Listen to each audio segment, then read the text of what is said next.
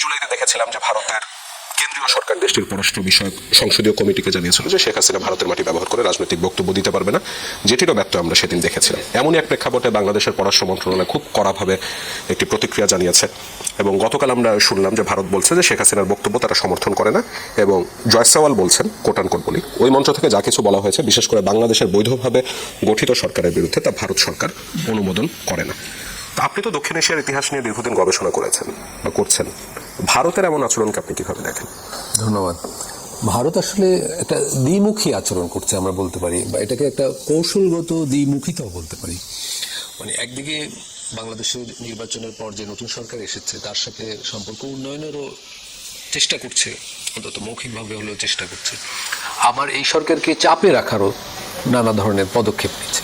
অর্থাৎ একই সাথে দুটো পদক্ষেপ মনে হতে পারে স্ববিরোধী, কিন্তু মনে হচ্ছে সচেতনভাবেই করছে। এখন প্রশ্ন হলো কেন এটা করছে, এবং এই দুই দ্বিমুখী কৌশলেরই অংশ আমি বলবো শেখ হাসিনাকে রাজনৈতিক তৎপরতা চালাতে দেয়া। ভারত যাই বলুক, শেখ হাসিনা যে সংবাদ সম্মেলন করতে পেরেছেন এটা তো একটা রাজনৈতিক অনুষ্ঠান, এবং এটা ভারত সরকারের অনুমতি ছাড়া সম্ভব না। ভারত সরকার বাধা দিতে চাইলে এটা হতো না, এটাই স্বাভাবিক। দেখুন, বাংলাদেশে যদি এখন ভারতের কোনো নাগা নেতাকে বা মণিপুরের নেতাকে বা পরেশ বড়ুয়াকে এখানে ঢাকায় কোনো সংগঠন সংবাদ সম্মেলন করতে দেয়, এটা তো বাংলাদেশ সরকার বাধা দিবে। আর যদি অনুষ্ঠিত হয় তাহলে বুঝতে হবে যে বাংলাদেশ সরকার এতে সহায়তা। ফলে শেখ হাসিনা বাংলাদেশের কাছে একজন পলাতক আসামি, একজন দণ্ডপ্রাপ্ত আসামি। ফলে উনি যখন সংবাদ সম্মেলন করেন, রাজনৈতিক সংবাদ সম্মেলন, সেটা তার মানে ভারত সরকারের কোনো না কোনোভাবে সহায় আছে। এখন প্রশ্ন হলো ভারত এটা করতে দিচ্ছে কেন, এটাই তো বিষয়। আমার মনে হয় যে ভারত 2024 অগাস্টে আমাদের দেশে একটা যে তার যে বিগত 15 বছরের যে কৌশলগত সুবিধাগুলো ছিল সেগুলো হারিয়ে ফেলেছে, তাই তো। 2024 অগাস্টের পর এখানে যে রাজনৈতিক পরিবর্তন ঘটলো, এতে ভারতের বিপুল ক্ষয়ক্ষতি হয়েছে। তার সেই যে সুবিধাগুলো পেত, আমি যদি বলি ট্রানজিট সুবিধা, নৌ সুবিধা, রেলওয়ের সুবিধা, এরকম আরও অনেক ধরনের সুবিধা, বন্দর সুবিধা ইত্যাদি পেয়েছে, এগুলো তার জন্য জরুরি। আরেকটা হলো ভারত বাংলাদেশে কিন্তু তার বৃহত্তর নিরাপত্তা বলয়ের অংশ মনে করে, বাংলাদেশের সে তার নিরাপত্তার জন্য জরুরি মনে করে। 24 আগস্ট থেকে সে মনে করছে সেই হারিয়ে ফেলেছে এটা। তো এগুলো তাকে ফিরে পেতেই হবে। এগুলা ফিরে পেতে হলে তার পর্যবেক্ষণ হলো বাংলাদেশে যে দুই ধরনের পরিবর্তন ঘটেছে। এক হলো সরকার পরিবর্তন, এখানে যারা এখন গণ অভ্যুত্থানের পরে যে বড় বড় রাজনৈতিক দল, রাজনৈতিক শক্তি আছে, এগুলো তার জন্য ফেভারেবল নয়। এবং আবার আরেকটা হলো যে এখানে যে সমাজে যে পরিবর্তন ঘটে গেছে, যেটার প্রকাশ ঘটেছে গত 2 বছরে, যে এখানকার সমাজের যে একটা দক্ষিণপন্থার বিকাশ ঘটেছে, একটা যে প্রচণ্ড ভারত বিরোধিতার বিকাশ ঘটেছে, যে এটার জন্য সেই দায়ী আসলে কিছুটা পরিমাণে। এই দুই বাস্তবতা, রাজনৈতিক বাস্তবতা, সামাজিক বাস্তবতা মিলিত একটা প্রশাসনিক বাস্তবতা তৈরি হয়েছে। এগুলো মনে করছে ভারত দীর্ঘমেয়াদে তার জন্য একটা বিব্রতকর, অস্বস্তিকর, অসহনশীল একটা অবস্থা। সে মনে করছে তার জন্য ফেভারেবল অবস্থা নয়। এটা তাকে ফিরে পেতে হবে। ফিরে পেতে হলে সেই দ্বিমুখী কৌশল নিয়েছে। একটা হলো বাংলাদেশ সরকারকে একটা চাপে রাখা, এবং এটা দীর্ঘমেয়াদী হবে। আরেকটা হলো একই সাথে যেহেতু একটা নির্বাচিত সরকার হয়েছে, তার সাথে সম্পর্ক তো 2 বছর আগে বেশ তলানিতে ছিল, সেখান থেকে একটু উন্নয়ন ঘটানোর ইচ্ছারও প্রকাশ ঘটাচ্ছে সে। সেই জন্য আমি বলছি এটা একটা কৌশলগত দ্বিমুখিতা। এবং ভারতের হাতে অনেকগুলা স্ট্র্যাটেজিক অ্যাসেটও আছে আমি বলবো। দেখুন, ভারত পানি তার হাতে একটা স্ট্র্যাটেজিক অ্যাসেট, যেহেতু সে নদী প্রবাহের উপরের দিকে আছে। এটা দিয়ে বাংলাদেশকে প্রভাবিত করার চেষ্টা করেছে অতীতে, এখনো করছে। এসআইআর এবং এনআরসির মধ্য দিয়ে আসাম এবং পশ্চিমবঙ্গে প্রায় 30 লাখ মানুষকে অবৈধ বাংলাদেশি হিসাবে প্রস্তুত রাখা আছে। এটা সে অল্প বিস্তর ব্যবহার করেছে, ব্যাপকভাবে ব্যবহার করেনি। এইটা তার হাতে একটা অ্যাসেট আছে।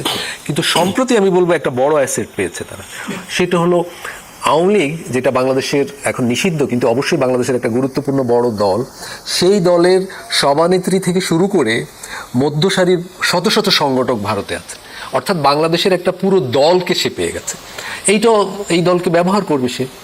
নদীর পানিকে যেভাবে ব্যবহার করেছে, অবৈধ বাংলাদেশি বলে 20-30 লাখ লোককে যেভাবে ব্যবহার করার সুযোগ আছে তার, আমি বলবো আওয়ামী লীগকেও ব্যবহার করার সুযোগ আছে। তার সেই পুরনো লক্ষ্যগুলো, যে বহু রাজনৈতিক সুবিধা সে বাংলাদেশে পেয়েছিল, সেগুলো ফিরে পাওয়ার জন্য। তার মানে কি আপনি বলতে যাচ্ছেন যে আওয়ামী লীগের পুনর্বাসনের চেষ্টা এখন ভারত করছে বা করবে? আওয়ামী লীগের দেখুন এখানে একটা ব্যাপার আছে, ভারতের মানুষ জি। এখনকার, আমি 2 বছর আগের কথা বলছি না, এখন ভারতের বিভিন্ন রাজনৈতিক দল, বিজেপি, কংগ্রেস, তারা মনে করে বাংলাদেশে তাদের স্বার্থ সবচেয়ে ভালো দেখতে পারে আওয়ামী লীগ। দেখুন 2024-এ আমাদের এখানে যখন গণ অভ্যুত্থানের লক্ষ্যে মিছিল মিটিং হচ্ছিল, তখন কিন্তু ভারতের অনেক জায়গায় গণ অভ্যুত্থানের সমর্থনে বা এখানকার ছাত্র আন্দোলনের সমর্থনে মিছিল মিটিং হয়েছে, দিনের পর দিন হয়েছে, পশ্চিমবঙ্গে হয়েছে, আরও কয়েক জায়গায় হয়েছে।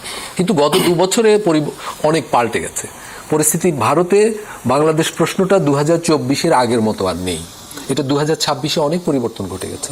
এই পরিবর্তন কেন ঘটেছে সেটা আমরা বলতে পারি, কিন্তু পরিবর্তন ঘটেছে। এখন কিন্তু বাংলাদেশের যে বিদ্যমান রাজনৈতিক শক্তিগুলো প্রতি ভারতের রাজনৈতিক দলগুলো আর আস্থাশীল নেই পুরোপুরি। তারা সম্পর্ক উন্নয়নের কথা বলছে বটে, কিন্তু তারা মনে করেছে আওয়ামী লীগ যেভাবে তাদের কনসার্নগুলো বুঝতো, এই দলগুলো হয়তো সেটা বুঝবে না। এবং তারা এটাও মনে করে যে বাংলাদেশে এমন একটা দক্ষিণপন্থার উত্থান ঘটে গেছে যেটা ভারতের জন্য অস্বস্তিকর হতে পারে, বিব্রতকর হতে পারে, ক্ষতিকর হতে পারে। ফলে তারা, মানে এখানে শেখ হাসিনা গুরুত্বপূর্ণ নয়, বেশি গুরুত্বপূর্ণ হলো আওয়ামী লীগকে তারা পুনর্বাসিত করার, আওয়ামী লীগকে আগের অবস্থায় ফিরিয়ে আনার চেষ্টা করবে। কিন্তু এটা নিয়ে যে তারা খুব দ্রুত তাড়াহুড়া করে চেষ্টা করবে, আমার সেটা মনে হয় না। এটা তাদের একটা, আমি বলবো ভারত একটা লং টার্ম, একটা দীর্ঘমেয়াদী পরিকল্পনা এগোচ্ছে বাংলাদেশ নিয়ে। শেখ হাসিনা তো বললেন যে তিনি ডিসেম্বরে দেশে ফিরবেন। ওই দিন আমি দেখলাম ওই সংবাদ সম্মেলন বা মত বিনিময় যাই বলেন না কেন, সাকিব আল হাসানও এই ঘোষণা দিলেন যে আমাকে যদি আগে ফিরতে না দেয় আমি নেত্রীর সাথে দেশে ফিরবো। তো এই যে ফিরে আসার তারা আকাঙ্ক্ষা পোষণ করলেন, তা কতটুকু সত্য হবে বলে আপনার কাছে মনে হয়? বা আওয়ামী লীগ বাংলাদেশের রাজনীতিতে কবে নাগাদ প্রাসঙ্গিক হয়ে উঠবে বা আদৌ কখনো হয়ে উঠতে পারবে বলে আপনি মনে করেন কিনা? দেখুন, আমি তো এগুলো তো অনুমান নির্ভর হবে আমার বক্তব্য। আওয়ামী লীগ তো প্রাসঙ্গিক আছেই, আমি বলবো নিষিদ্ধ হলেই কেউ অপ্রাসঙ্গিক হয়ে যায় না। দেখুন বাংলাদেশে তো জামাত ইসলাম নিষিদ্ধ ছিল, ভারতে নিষিদ্ধ ছিল, পাকিস্তানেও নিষিদ্ধ ছিল, কিন্তু এই দলটা তো অপ্রাসঙ্গিক হয়ে যায় না নিষিদ্ধ হওয়ার পরে। বাংলাদেশে যদি আপনি যে কোনো পরিবার খোঁজ নেন, সেখানে বিএনপির সমর্থক পাবেন, সেখানে এখন জামাত ইসলামেরও সমর্থক পাবেন, এবং সেখানে আওয়ামী লীগেরও সমর্থক। তো একটা রাজনৈতিক দলের সমর্থক যদি পরিবার পর্যায়ে থাকে, তাকে আপনি নিষিদ্ধ করে মানে উদাও করে দিতে পারবেন, কোনো না কোনো আকারে সেটা আসবেই, সেটা সমাজে থাকবেই। তো এখন কিন্তু আওয়ামী লীগকে নিষিদ্ধ করে রাখা হয়েছে, তার মানে একটা নিষিদ্ধ করা হয়েছে প্রশাসনিক পদক্ষেপ আকারে। একটা রাজনৈতিক বাস্তবতাকে কিন্তু প্রশাসন দিয়ে ধামাচাপা দেওয়াটা পদ্ধতি হিসেবে ভুল। তার মানে এই যে দেখুন, শেখ হাসিনা দিল্লিতে একটা সংবাদ সম্মেলন করলো, বাংলাদেশে কিন্তু একটা উথাল পাতাল অবস্থা মিডিয়ায়, রাজনৈতিক পরিমণ্ডলে। তার মানে তো উনি উপস্থিত আছেন বাংলাদেশে এক অর্থে, শারীরিকভাবে নেই, এমনকি ওনার সংবাদ সম্মেলনে ওনার তো চেহারাও দেখা যায়নি, শুধু বক্তব্য শোনা গেছে, কিন্তু তাতে তো বাংলাদেশে আলাপ আলোচনার ঝড় বয়ে যাচ্ছে। তার মানে এক ধরনের উপস্থিতি তার আছে। তার মানে বাংলাদেশ আসলে ওনাকে নিষিদ্ধ করতে পারছে না এক অর্থে, এবং আওয়ামী লীগও এখানে একটা বাস্তবতা আকারে আছে। এখন এটা কেন, এইটা তাহলে কি দাঁড়াবে অবস্থা? দাঁড়াবে এই যে এই রাজনীতি গণ অভ্যুত্থানের পর আমরা একটা মানে রাজনৈতিক বন্দোবস্ত সুরাহা করতে পারি নাই। দেখুন, আমি এখানে শ্রীলঙ্কার উদাহরণ দিতে পারি, নেপালের উদাহরণ দিতে পারি। শ্রীলঙ্কা যখন গণ অভ্যুত্থান হলো, গণ অভ্যুত্থান রাজাপাকসাদের বিরুদ্ধে হলো, সেই দলটার নাম হলো পদুজানা পেরামুনা। ওই সরকার কিন্তু পদুজানা পেরামুনাকে নিষিদ্ধ করে নাই, না, ভোটে আসলো বিশাল ব্যবধানে হারলো। তোরা বিশাল ব্যবধান না, প্রায় নিশ্চিহ্ন হয়ে গেল, তারা 2% ভোট পেল। ক্ষমতাসীন একটা দল, পার্লামেন্টে যাদের সংখ্যাগরিষ্ঠতা ছিল, যাদের প্রেসিডেন্ট তারা ছিল, তারা নিশ্চিহ্ন হয়ে গেল, অর্থাৎ জনগণ তাকে নিষিদ্ধ করতে। নেপালে দেখুন, কেপি শর্মা ওলির দল ইউএমএল পার্টি, ওদেরকে নিষিদ্ধ করা হয়নি। কেপি শর্মা ওলি, যিনি 3 বার প্রধানমন্ত্রী ছিলেন, নিজের আসনে বিপুল ব্যবধানে হেরে গেলেন, পার্লামেন্টেও তাদের ধরাশায়ী হয়ে গেল, অর্থাৎ জনগণ তাকে নিষিদ্ধ করে দিল। আমাদের এখানে আমরা প্রশাসনিকভাবে নিষিদ্ধ করে রাখলাম, তাকে নির্বাচনে অংশগ্রহণ করতে দেওয়া হলো না, তাতে লাভবান হয়েছে আওয়ামী লীগ। সে এখন একটা ভিকটিমহুড নিয়ে আবির্ভূত হয়েছে, এবং জনমনেও ধারণা আছে যে আওয়ামী লীগ নির্বাচন করলে না জানি কি হয়ে যেত। তো এই ধারণা, এই যে মিস্ট্রি, এই রহস্যটা তৈরি করলো কিন্তু একটা প্রশাসনিক পদক্ষেপ। আজকে দেখুন, শেখ হাসিনা যে করলেন, সংবাদ সম্মেলন করলেন, উনি কিন্তু লাভবান হন নাই এক অর্থে। এই প্রথম উনি প্রকাশ্যে আসলেন, কিন্তু এই অনুষ্ঠানের ভিতর দিয়ে উনি যে জনমতকে তার পক্ষে নিতে পেরেছেন আমার মনে হয়। কিন্তু এই ওনার আবির্ভাবের ভিতর দিয়ে বাংলাদেশেও তার বিরোধী রাজনৈতিক পক্ষ লাভবান হয়েছে, তারা এটাকে দেখে কথা বলার সুযোগ পেয়েছে। ভারতেও বিজেপি লাভবান হয়েছে। ভারতে আওয়ামী লীগের যেহেতু পুরো নেতৃত্ব ভারতে রয়েছে এখন, এবং 2 বছর থাকার ভিতর দিয়ে বিজেপি, কংগ্রেস এইসব দলের সাথে তাদের অনেক দেখা সাক্ষাৎ হচ্ছে, অনেক মেলামেশা হচ্ছে, এবং এইসব দলের এক ধরনের উপশাখায় পরিণত হয়েছে সেখানকার।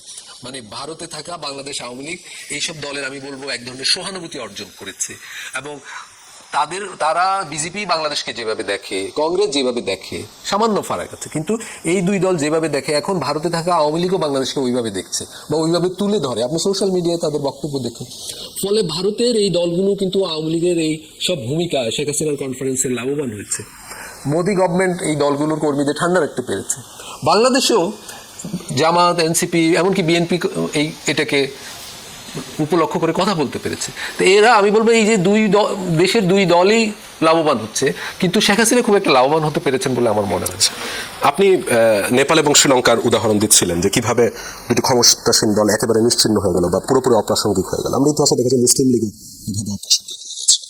তাহলে তো আমরা এটা ধরে নিতে পারি যে অন্তর্বর্তী সরকারের যে সিদ্ধান্তটি ছিল কার্যক্রম নিষিদ্ধ করে দেওয়া, সরকারকে মানে বাদ না দিয়ে আবার সেটি কন্টিনিউ করে গেল, তার মানে এটি একটা রাজনৈতিক ভুল।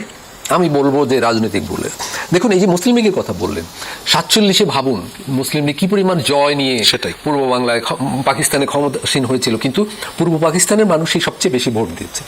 47 থেকে 54 নির্বাচনে নুরুল আমিন পর্যন্ত হেরে গেলেন খালেদ নেওয়াজ, মানে একজন কিশোরের কাছে বলা যায়, একটা ল কলেজের স্টুডেন্টের কাছে। তো এই যে হলো, মুসলিম লীগ আর ফিরে আসতে পারে, কিন্তু তার মানে জনগণ রাজনৈতিক সিদ্ধান্ত নেওয়ার অসম্ভব ক্ষমতা ধারণ করে। আপনি ভাবুন যে মুসলিম লীগকে যদি নিষিদ্ধ করা হতো, এটা কি ঘটতো? প্রশাসনিক পদক্ষেপ নেওয়া হতো না, জনগণের সিদ্ধান্তে সেটা হয়েছে।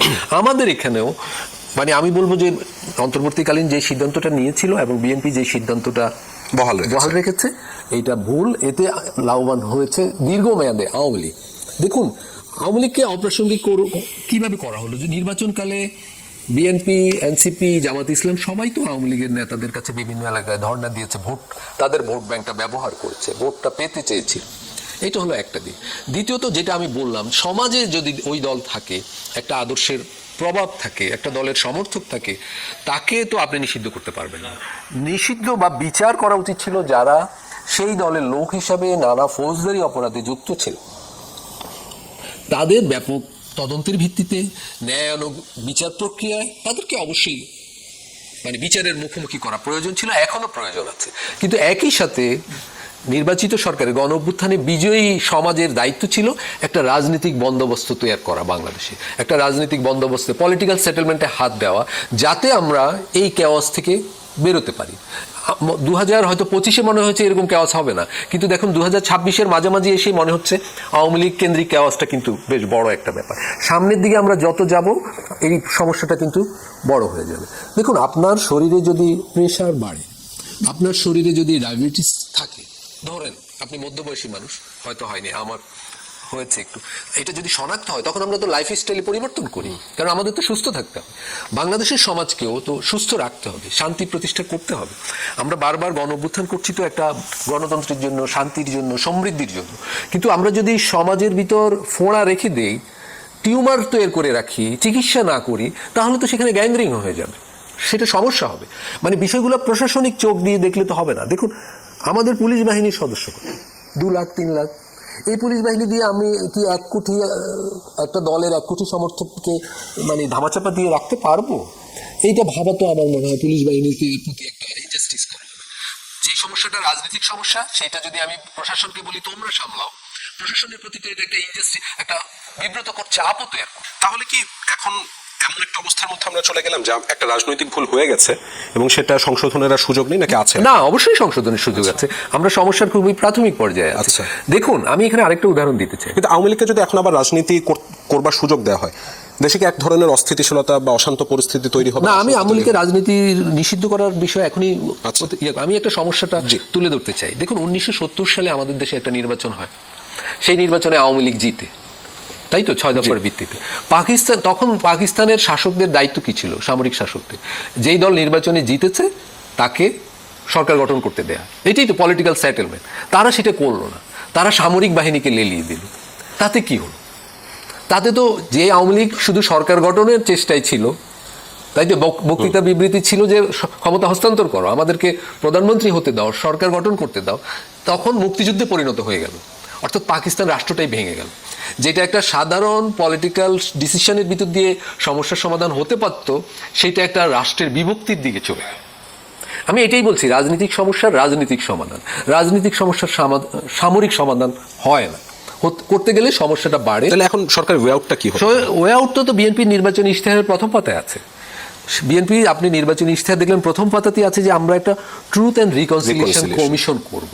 আমরা একটা জাকির ইঙ্গিত কিন্তু মির্জা ফখরুলের রিসেন্ট একটা আমি দেখলাম ইন্টারভিউতেও থাকছিল। হ্যাঁ, এটা আমাদের অন্তর্বর্তীকালীন সরকার ক্ষমতায় আসার পর প্রথম মাসেই তখন একজন উপদেষ্টা বলেছিলেন যে আমাদের এটা করতে হবে, আমরা এটা করব, কিন্তু তারা সেটা করেনি।